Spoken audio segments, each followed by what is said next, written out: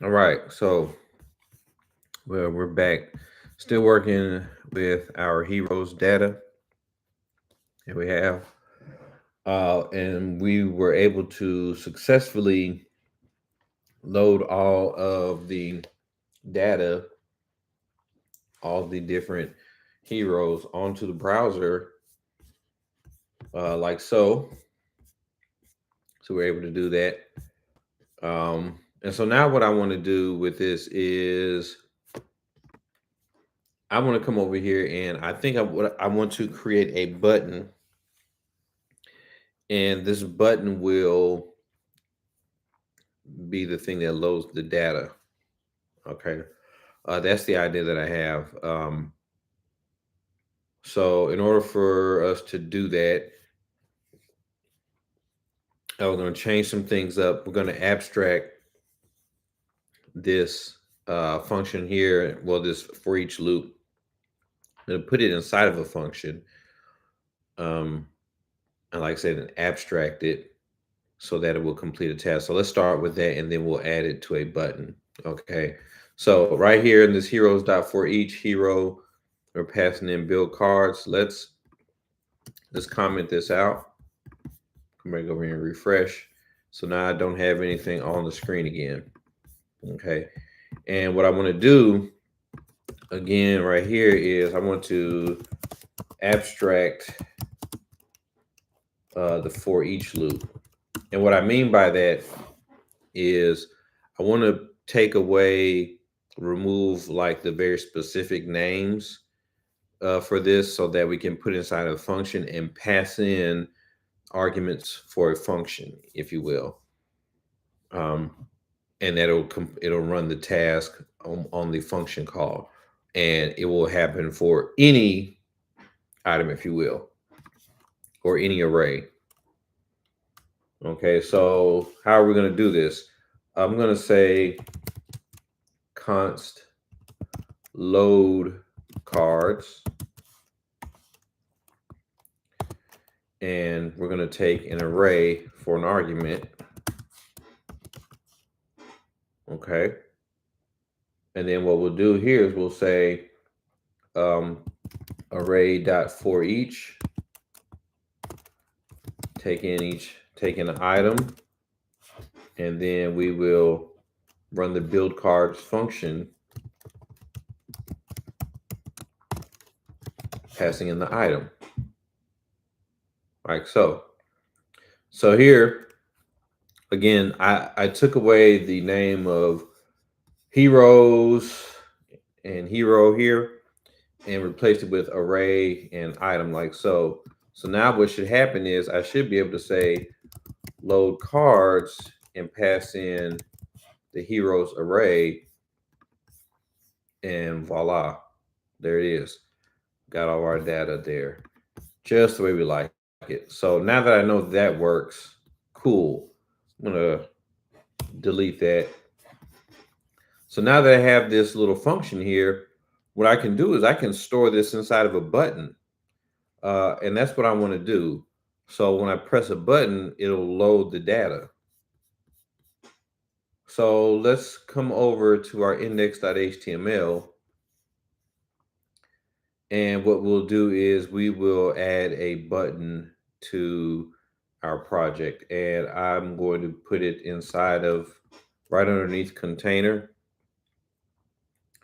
Uh, let's see. I'll just I can just do a button. Yeah, I don't need to put it inside of anything. I don't think. I'll do this. I'll make a div. So I'm gonna say dot mb dash three, like so. To make a div with a class mb dash three. Again, just using Bootstrap class. And in there I will put a button element.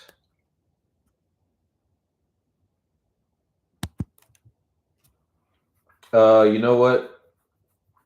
I think well, I'll start off with this because we'll have to change this up some, but I'll start with this for right now.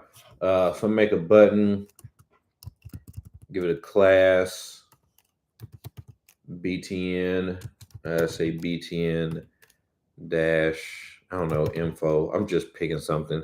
It doesn't matter. I'm gonna give this button an ID. I'm gonna call it the load BTN. And in the text, I will just say load data or load cards.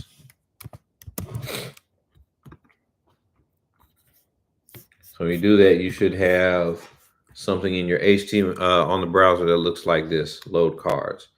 Click it right now. It's not going to do anything just yet. We're going to get that working. But this is what we have so far. Okay. So this is a good start. And now what I want to do, now that I have this, I'm going to go back to my app.js. I got my function here ready to go. All I need to do is get access to that button. And we do that by saying const load btn gets document get element by ID load btn. Okay. And then we're going to add an event listener to this button. So I'm going to say load btn.add event listener is going to, the event that we're going to look for is a click, because we want something to happen when this button is clicked. And what do I want it to do? It goes in here. So let me put a little comment over here. So the add event listener method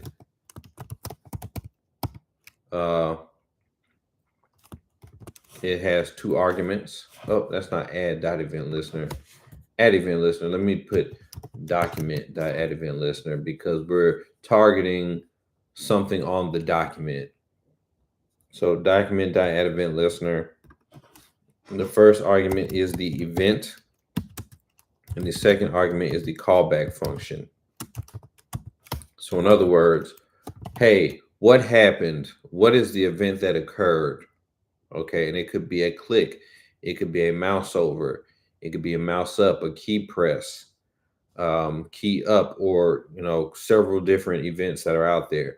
So this event occurred on the browser. The user interacted with the browser in some kind of way. What do I want it to do?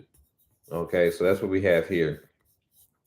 So we have the load button, okay, and we add an event listener on it. The event is the click. And then we're writing our callback function, which in this case right here, and this is my preference in doing it. I have a callback function, and inside that callback function, what I wanted to do is I want to load cards, and I'm going to pass in the, for right now, it's going to be the heroes array.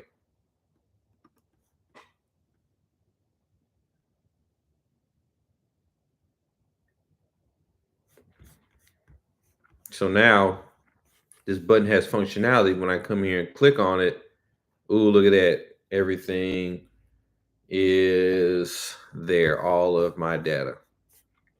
How cool is that? So cool. So cool. So there we go. That's good. But now what I want to do is I think what I would like to do is have it so where I can sort through the data or filter through the data and render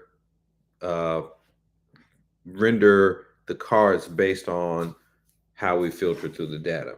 So let's talk about that. In order for us to do that, and I probably should at some point come back and write this code, but as I'm going down the file, and thinking through it, I'm writing this stuff up. Anyways, there is a method that works on arrays called array.filter. And the .filter method will return a copy array after an original array has been filtered through. What do I mean by that? Well, let's do this example right here. What I'm going to do is I'm going to say let array 1 get, and I'll put the numbers 1, 2, 4, 7, 8, and 9. And what I want to do is I want to make an array or just return just the items that are even. So the even numbers. Okay. And so filter will allow me to do that. What I'm going to do is I'm going to say let array 2, because again, this is going to return a new array. So I'm going to say let array 2 get array 1 dot filter. And so what do I want to filter? I want to filter and look at each number. So I'll say num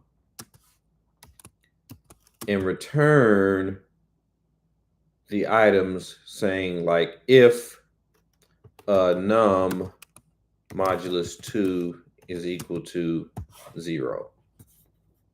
So you can go back and look at what modulus does, but it returns the remainder after you're dividing a number by another one. So here, in other words, what I'm saying, if I take a number divided by 2 and I have a remainder of 0, that means that these numbers have been returned 2 whole numbers, and thus and the 2 will return my mind just slipped. It's going to return an even number essentially, because there won't be a remainder when I divide it by 2. So now if I console.log array 2, I should have the numbers 2, 4, and 8 inside of an array. And there it is right there, 2, 4, and 8. Cool. So that works. So that's what filter does. All right. Filter is simply going to return a copy array after an original has been filtered through. So how can we put this to use? Well, let's do this. And again, I'm going to do this out here first, and then I will wrap this up in a nice little function. But let's say I wanted to get all of the cards or the heroes that are with the Marvel franchise. I'm just picking them because that's the first one that was there. I do have my thoughts about the franchises and such, but none of them are paying me, so I won't speak on that. Not in this video, at least.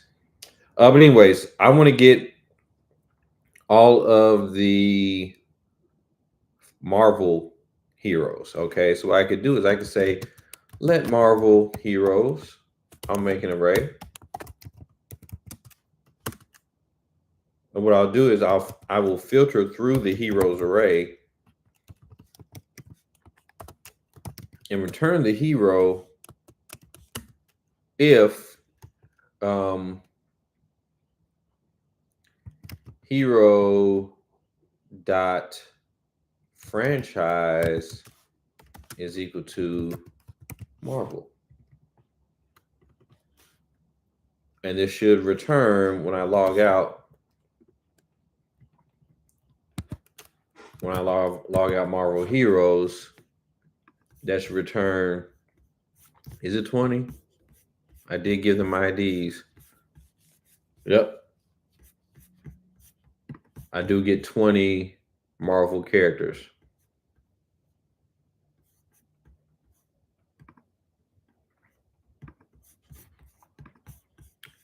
So that's pretty cool right there. Look, I'm able to do all of that in one line. I didn't need to write a for loop because I could have done something like that. Matter of fact, I can try to show you how to do that the long way, the declarative way. I could say let DC heroes get an empty array. And then what I could do is I could say for let hero of heroes.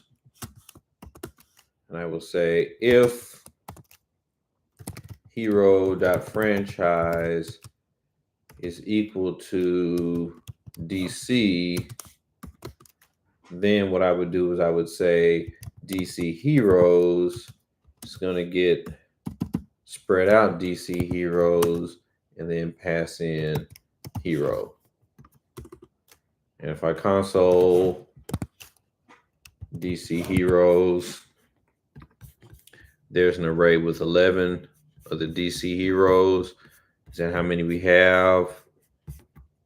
Last one is right here. Yep, DC 11. So you see this is what the filter is doing right here, except it is happening a much cleaner. And this is, I've talked about it before. This is the difference between imperative programming and declarative programming. Whereas declarative programming is you are not only telling the computer what to do, but how to go about doing it. Okay, so again, it's like the Cupid shuffle, to the left, to the left, to the left, to the left. Now kick, now kick, now kick, now kick, now walking by yourself, such and such. Whereas like they're telling you the steps and what to do, right?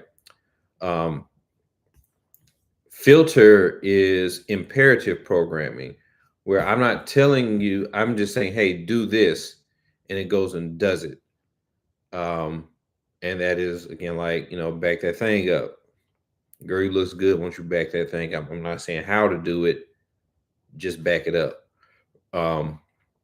So that here you notice that the filter method looks a lot cleaner, fewer lines than doing the same thing in a for of loop. See, I have to create a variable, an empty array here, and then spread out the empty array. And, I had to do all that. I'm going to clean this up, just showing you this right here. Matter of fact, I'm going to take this and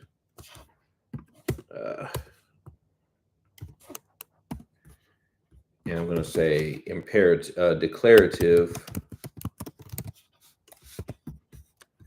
and we're going to make this imperative. So I'll say let DC heroes get heroes.filter, take each hero and return if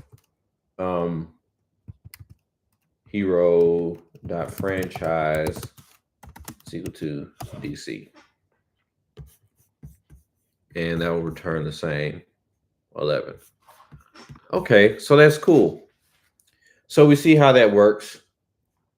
So what I want to do now, or what I would like to do, is I would like to be able to select how I want to filter through the data. And then after I filter through it, then load the cards up.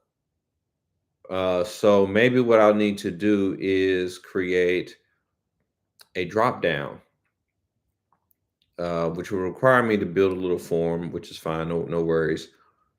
But we could build a little form, and we'll collect the data from the form, essentially saying in the drop down whether we want to choose all the Marvel characters, all the DC characters. Maybe we want to do maybe by teams. Maybe we say, hey, give me all the Justice League, give me all the X-Men, give me all the Avengers, give me all the ones that are human, mutant. We can go as far as we want to this. So I'm just going to set it up, do a small little sample just to show you how it works, and then you can add to it as you want to. Okay. So in order for us to do that, to get started with it, what I'm going to need to do is come back over to my HTML, and this div right here that I have my button in, right underneath it. And I mean, I could make this a form here, but I'm just going to make a form. So I'm just going to type form and then hit tab. I see my action attribute. I'm going to put a hashtag right there, an octothorpe, which means it's essentially like it's not going to take this data and send it over to the server any kind of way. And I'll add a class form to this. And I'll put my button inside the form. So looks the same right now. If I click on it, oh, there we go. Cool, it's working. All right, so that's still working. Now let's do this. I'll put this after the form.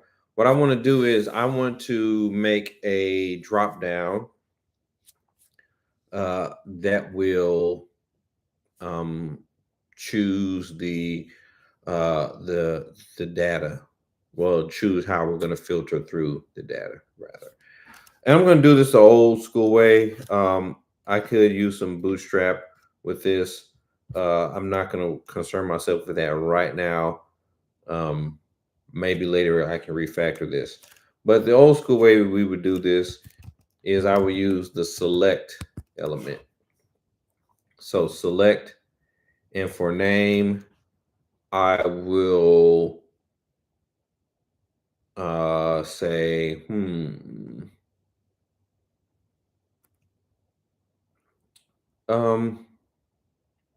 what will I say?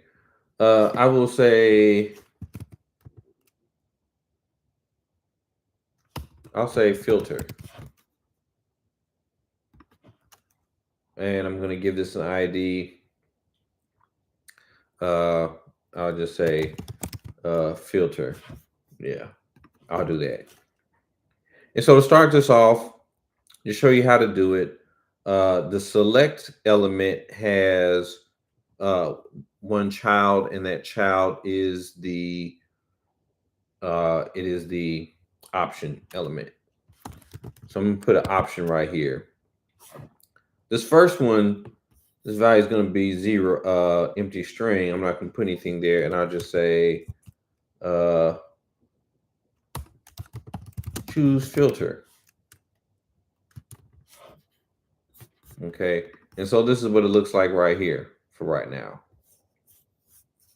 Okay, and then I'll put some other options here. Put an option right here. This value will be Marvel. And I will say, Marvel.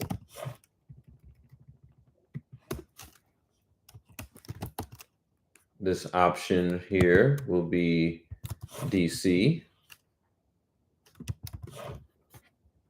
The option will be DC.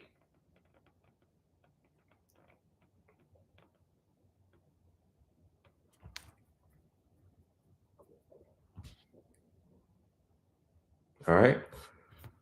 And so when I come back over here and I click on choose filter, there I see Marvel and DC. All right, cool. So that works. Now what I want to do is I want to say, hey, when I click on the button, it'll capture the information, and then it will get the it'll filter through it. Oh, we got a couple more. That's right. I don't want to forget them. We got Mirage. So we put Mirage. And we have Image. So I think those are the 4 franchises that we have.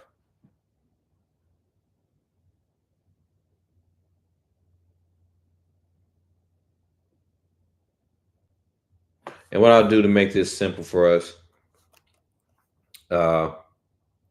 is for the name, I'll put franchise here.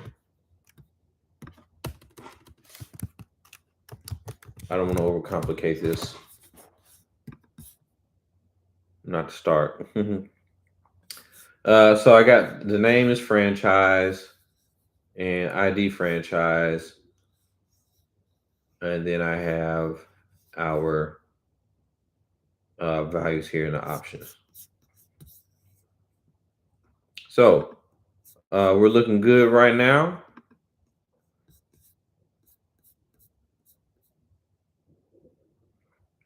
So let's see. Now what we want to do is we want to come back over here to our JavaScript. And let's see, inside of our button, well, in our load cards, well, not, yeah, I think for load cards, what we can do is we can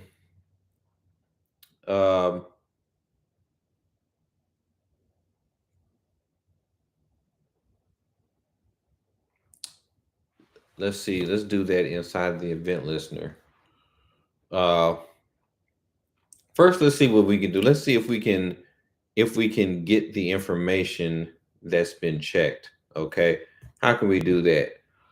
I'm going to come over here. I'm going to remove these two things in our console because I see how this works, how the filter works. So I don't need that anymore. Make sure my console is empty, and it is. So what I want to do is here, when I click, I want to be able to get the franchise, if you will. We're going to start off with the franchise. Again, we can change it up later. But let's start off by, let's see if we can get the franchise. So what I'll do is I'll say const. Well, let's start off. Yeah, I can say const franchise. It's going to get document dot get element by ID.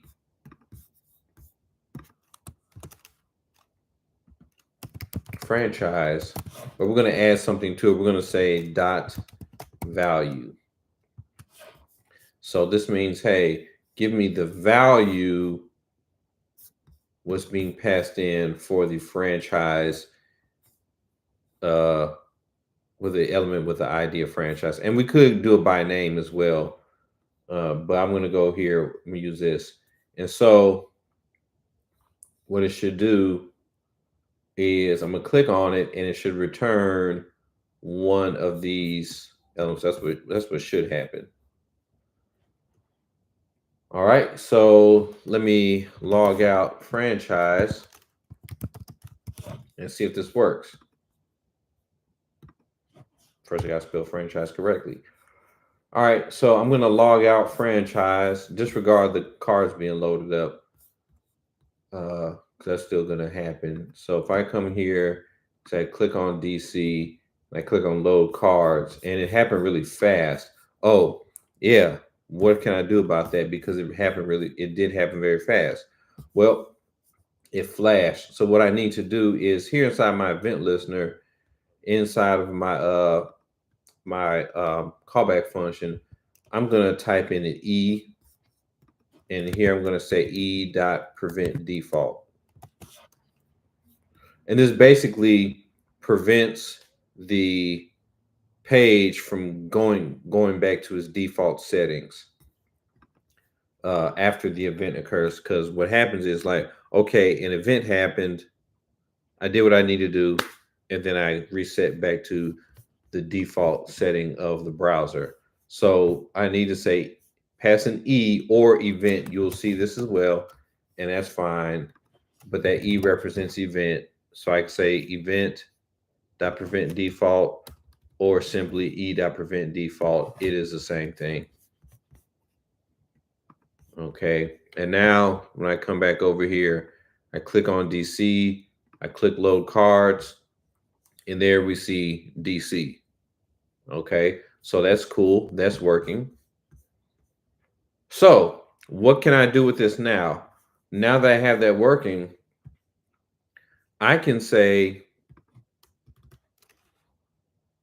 I can make this array and I can say, I'll say const cards is going to get, because we're going to build an array of cards based on how we filter through the data. So I'm going to say cards gets, let's see, cards is going to be heroes dot filter, and we're going to filter and get each card if card dot franchise is equal to franchise.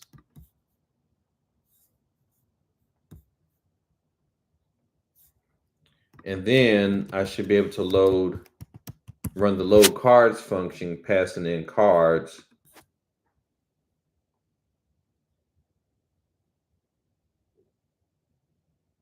This should work. Let's find out. I'm going to come over here, click on DC again, load cards. And what do you know? There goes the DC cards. We did it. Now, a couple things I want to do real quick is now going back to that concept that we had with the row and how we need to clean out the row before we do anything else. Because if I come back over here and I click on Marvel and I click on load cards, now I've loaded the Marvel cards and the DC cards are still there. So what I want to do is here inside of my event listener, and this function is again a little bit too long, but I'm getting it to work. What I would like to do after I do prevent default, I want to take that row, says .enter HTML, to be an empty string. And what that should do is that should wipe away the canvas. I talked about this in the last video. I should wipe away the canvas and then get this get the how we want to filter from the drop down and work it out. Let's see. Let's test this out. Okay, choose filter, Marvel, click, and there's all the Marvel characters. Yep. Now if I come over here and click Mirage, load cards, and it wiped it clean, added the two Mirage characters there. Whoo! Awesome sauce. So a lot just going on here, but we're able to do this real nicely with the filter method. So we're getting a lot of good stuff done in this lesson. Should be learning a lot. And yeah, I mean, we're able to make some stuff happen, able to control how we get the data and what we do with it. So there's some more things that we could do with this. Matter of fact, I can remove these here because I don't need them anymore either. Just kind of cleaning this up.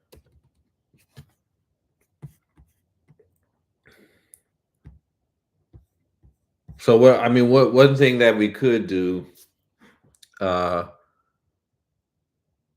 is here where we're having we're collecting the information here as far as the how we're filtering. We could do that in its own function and having the button just complete a task, and that's it. That's usually the better method. That's what we want to do. But I think this is a good. This is a good place right here.